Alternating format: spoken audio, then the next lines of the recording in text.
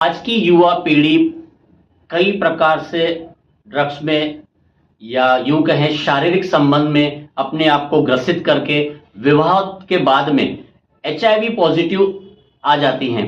ऐसे में उनके बच्चों पर होने वाले एचआईवी सिम्टम्स के बाद में कुछ चीजें ऐसी निकलती उनका बोन मैरो ट्रांसप्लांट करने की जरूरत पड़ती है। तो क्या वो सफल होता है या कैसे उसकी सफलता मिल सकती है इलाज के लिए? ये बड़ी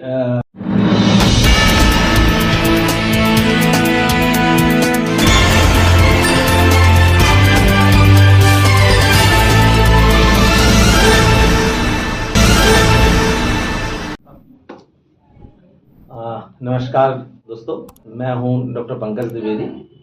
मैं बच्चों के कैंसर और ब्लड से रिलेटेड बीमारियां देखता हूं, उनका स्पेशलिस्ट हूं और मैं बोन मैरो ट्रांसप्लांट में मेरी विशेषज्ञता है, तो वो भी मैं करता हूं। मैं नेशनल कैंसर इंस्टीट्यूट से अटैच्ड हूं और वहां पे हम लोग ये सब फैसिलिटी प्रोवाइड करते हैं।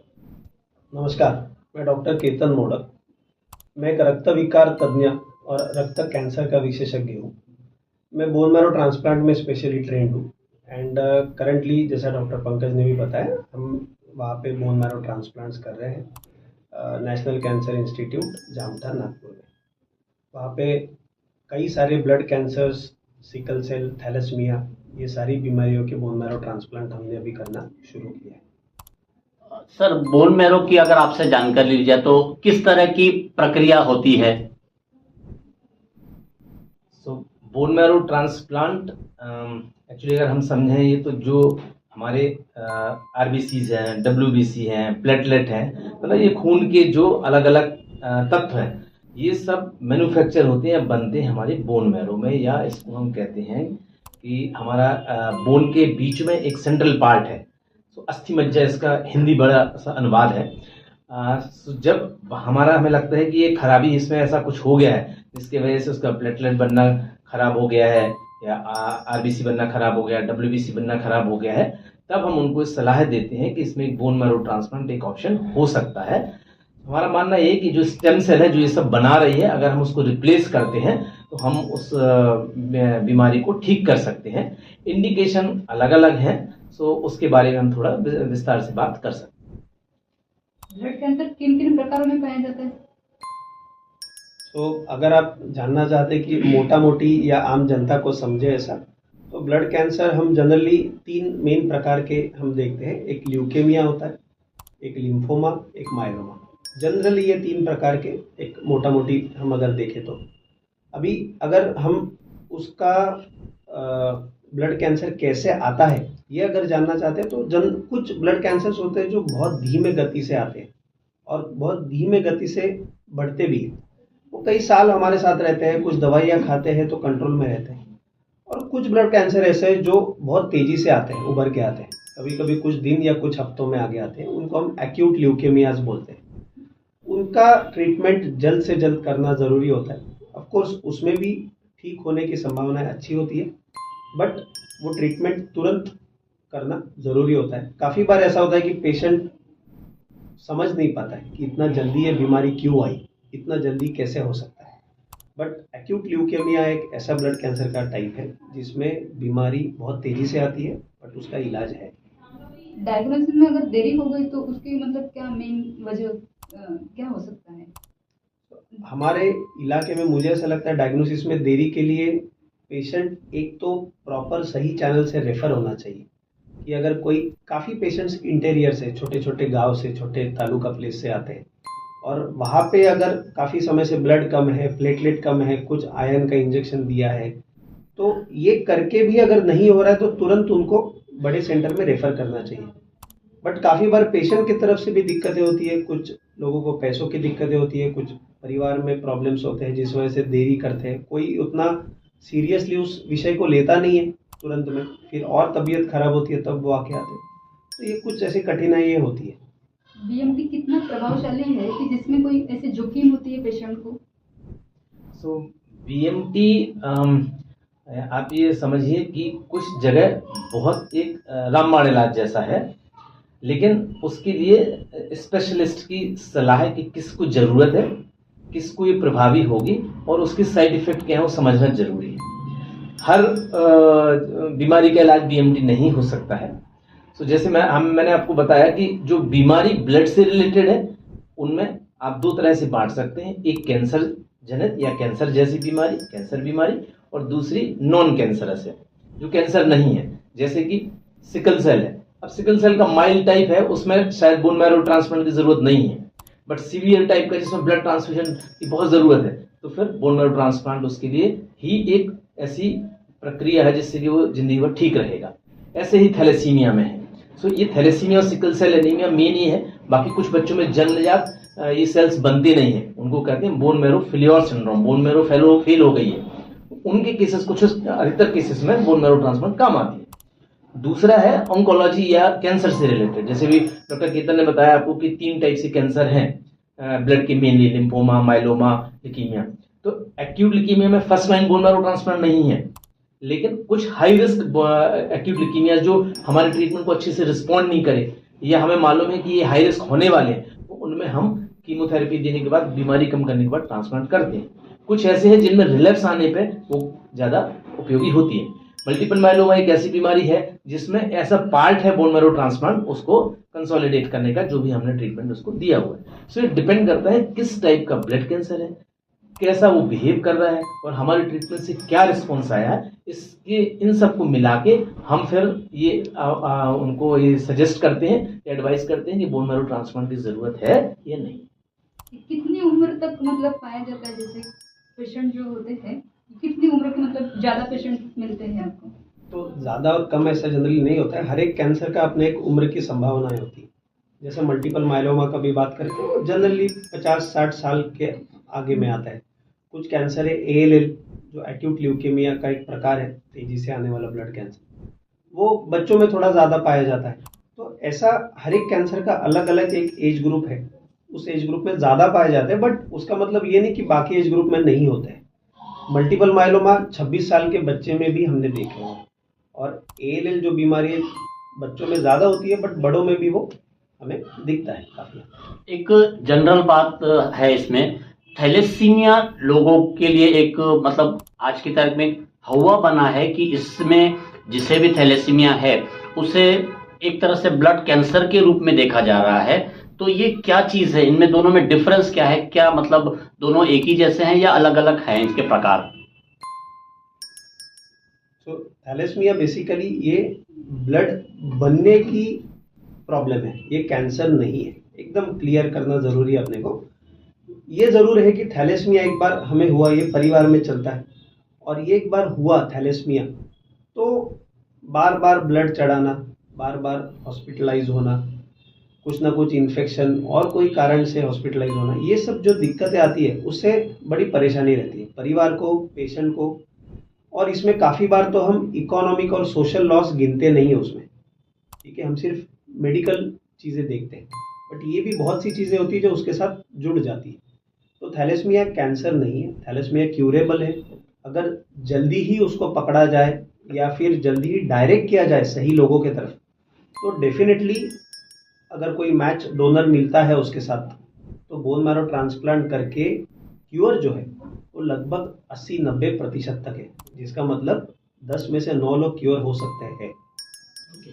सर मैं जानना चाहता था ब्लड ट्रांसफ्यूजन के क्या रिएक्शन हो सकते हैं, उसमें प्रिकॉशन किस तरीके का लिया जा सकता है? ये बहुत अच्छा है क्वेश्चन है आपका, इसलिए भी कि अगर आप देखो तो हमारा विदर्भ जो रीजन है ये इसका बेल्ट है थैलेसीमिया, सिकल सेल।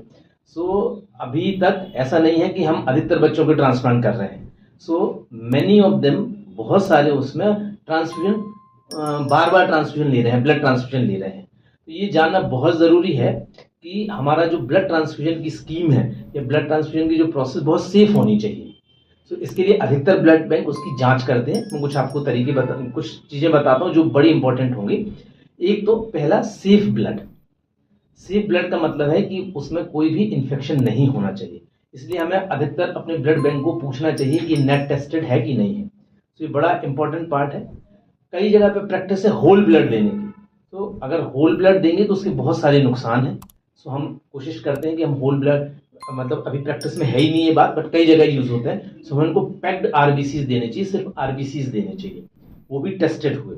और उनको हम कहते हैं कि अगर बार बार लगना है आपको तो आप इनमें से उसके ल्यूकोसाइड या वाइट ब्लड सेल्स होते हैं श्वेत रक्त, वो निकाल दीजिए, उसको कहते हैं ल्यूको डिप्लीशन।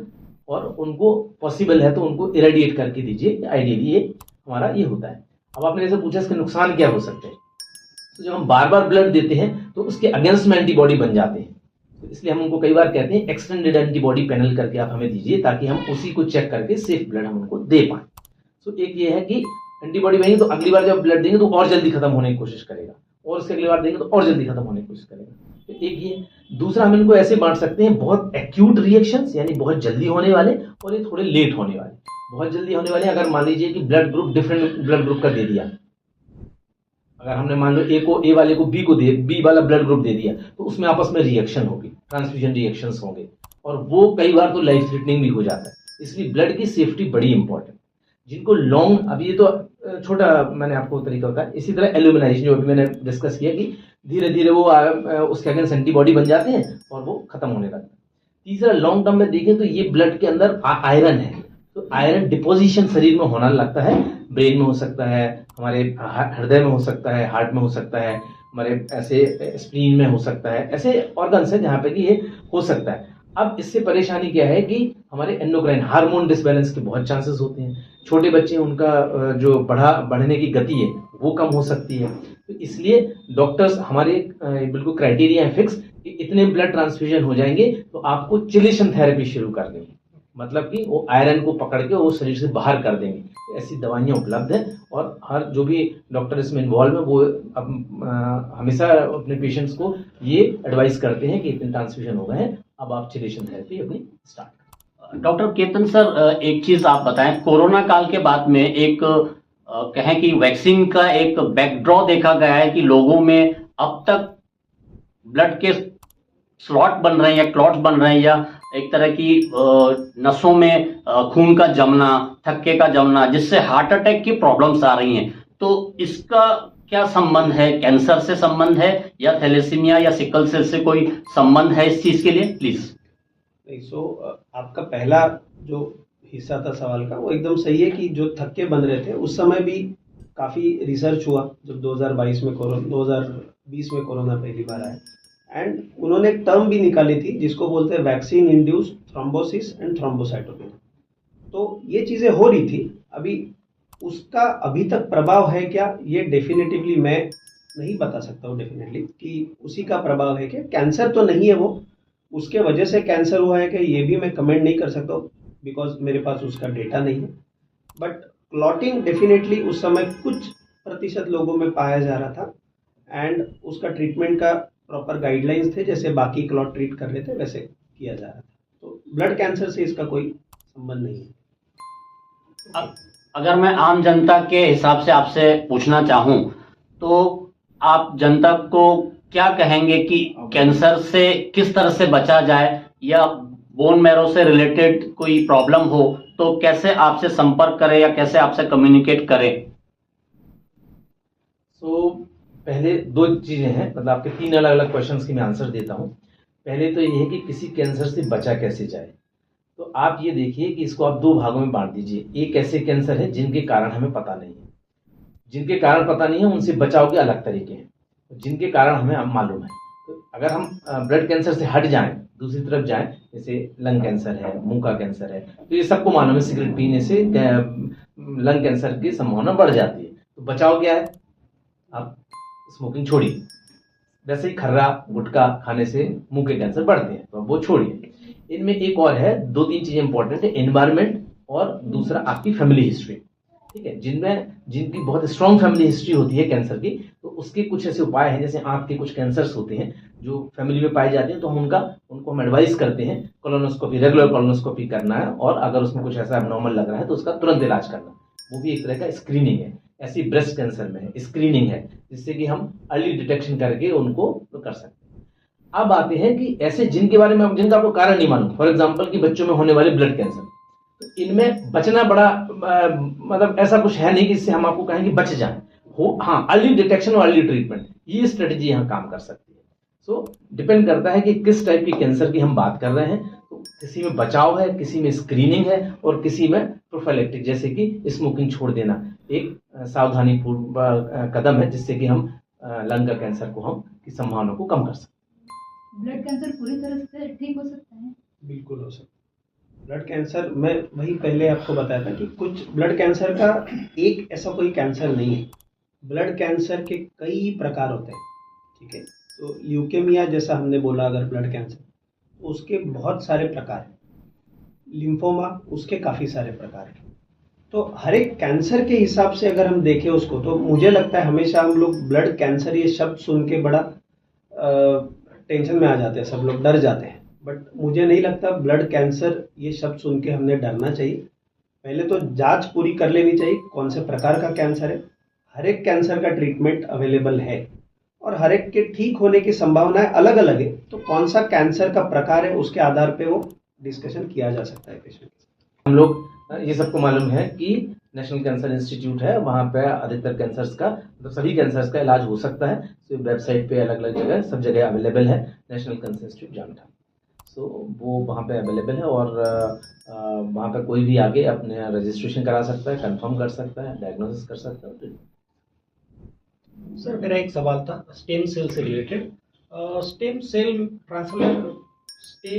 ट्रांसप्लांट किसे आप रिकमेंडेशन करते हैं और ट्रांसप्लांट कितना मतलब सही हो सकता है, उसके रिएक्शन क्या हो सकते हैं और उसमें प्रिकॉशन किस तरीके से पेशेंट ने लेना चाहिए? तो स्टेम सेल ट्रांसप्लांट और बोन मैरो ट्रांसप्लांट दोनों तो एक ही चीज़ है। एक ज़माने था जब बोन मैरो से ये निकाल के ट्रांसप्लांट किए जाते थे। आजकल ब्लड से निकाल के हम स्टेम सेल्स ट्रांसप्लांट करते हैं। अभी उसमें भी दो प्रकार के ट्रांसप्लांट होते हैं। एक तो जब पेशेंट का खुद का ब्लड ही खुद को दिया जाता है, उसको हम ऑटोलॉगस बोलते हैं, वो थोड़ा सेफ होता है रिलेटिवली। दूसरा होता है एलोजेनिक ट्रांसप्लांट, जिसमें हम एक डोनर से ब्लड लेते हैं, जिसका HLA करके एक टेस्ट किया जाता है। अगर डोनर और पेशेंट का HLA मैच है तो उसमें ठीक होने की संभावना थोड़ी ज़्यादा रहती है। अगर आधा मैच है तो थोड़ा रिस्क ज़्यादा उसमें रहता है, बट उसके लिए भी आजकल अच्छे खासे अलग अलग उपाय आ गए हैं।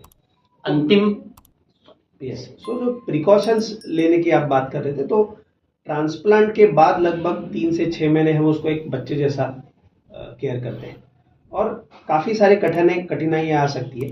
तो उसको हमें एक आइसोलेट करके रखना होता है, बहुत अच्छे से हाइजीनिक प्रिकॉशन सारी मेंटेन करना होता है और वो इंस्ट्रक्शंस सारी स्टाफ की तरफ से, हमारी तरफ से रूटीन बेसिस पे दी जाती है पेशेंट्स को। एक अंतिम सवाल का जवाब हम आपसे जानना चाहेंगे। आज की युवा पीढ़ी कई प्रकार से ड्रग्स में या यूं कहें शारीरिक संबंध में अपने आप को ग्रसित करके विवाह के बाद में HIV पॉजिटिव आ जाती हैं।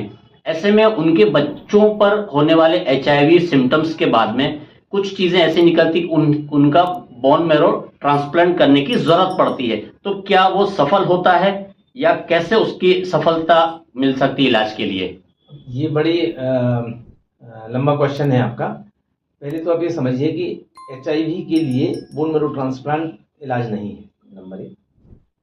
दूसरा ये है कि जिन आजकल HIV का बहुत अच्छा इलाज उपलब्ध है, so it is nearly a curable और अ क्रॉनिक डिसीज हो गई है। दूसरी तीसरी चीज़ ये है कि तीसरा ऑप्शन ये है कि जो बच्चे हैं, जो पीड़ित पेरेंट्स हैं, उनके बच्चे हैं, उनमें होने की संभावना होती है। इसलिए स्क्रीनिंग करके और कुछ ऐसे प्रोफाइलेक्टिक मेजर्स होते हैं, दवाइयाँ होती हैं, जिससे इसको रोका जा सकता है। बट इवन अगर उनको हो गया है तो अर्ली डिटेक्शन ट्रीटमेंट शुरू करा जा सकता है। अब आते हैं, इनमें कहीं बोन मैरो ट्रांसप्लांट लगता है तो इनमें एक्चुअली डायरेक्टली इन्वॉल्व नहीं है, लेकिन जो पेशेंट HIV के हैं उनमें लिम्फोमास होने के अधिक चांसेस रहते हैं या सेकंड मैलिग्नेंसीज होने के अधिक चांसेस रहते हैं। सो उनके क्योर के लिए in case bone marrow transplant चाहिए तब है। स्पेशली ऐसा नहीं है कि HIV पेशेंट्स के लिए बोन मैरो ट्रांसप्लांट कोई चिकित्सा विधि है या क्योर का मेथड है, ऐसा तो नहीं।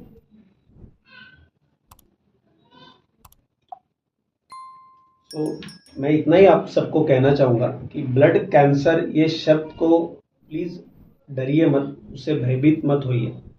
ब्लड कैंसर अगर सुनेंगे तो भी कौन से, जैसे मैंने बताया किस प्रकार का है वो जानने की कोशिश करिए। जो हीमेटोलॉजिस्ट ऑन्कोलॉजिस्ट आपके बता रहे हैं कि क्या है, उस हिसाब से सारा वर्कअप करिए, सारे चीज़ें जो भी इन्वेस्टिगेशन लगता है करिए, उसके तय तक पहुँचिए, बिकॉज उसके आधार पे हम आगे का ट्रीटमेंट डिसाइड करेंगे। ब्लड कैंसर का ट्रीटमेंट अवेलेबल है, काफ़ी सारे ब्लड कैंसर्स के पेशेंट्स अच्छे होते हैं। सो ये ज़रूर सब लोगों ने ध्यान में रखना चाहिए। ठीक। पहला तो ये है कि हमारी इस बातचीत का लोगों को फ़ायदा हो, लोगों को ये बात समझ में आए कि रक्त जनित ब्लड रिलेटेड कई सारे एलिमेंट हैं, लेकिन सभी कैंसर नहीं है। कुछ कैंसर जो नहीं है उसका इलाज भी उपलब्ध है। हमारी बेल्ट में थैलेसीमिया सिकल सेल बहुत है, तो हमें पेरेंट्स को अवेयर करना चाहिए और शादी के पहले तो ज़रूर काउंसलिंग करनी चाहिए कि जैसे हम अपना कुंडली मिलाते हैं वैसे ही हमें ये स्क्रीन करना चाहिए कि दोनों जो होने वाले ये हैं गोइंग टू बी पेरेंट्स हैं या जो जिनकी शादी हो रही है जोड़े हैं, तो उनको दोनों को थैलेसीमिया या सिकल सेल कम से कम ना हो। सो स्क्रीनिंग बहुत ज़रूरी है। तो ये मैसेज मेरी तरफ से।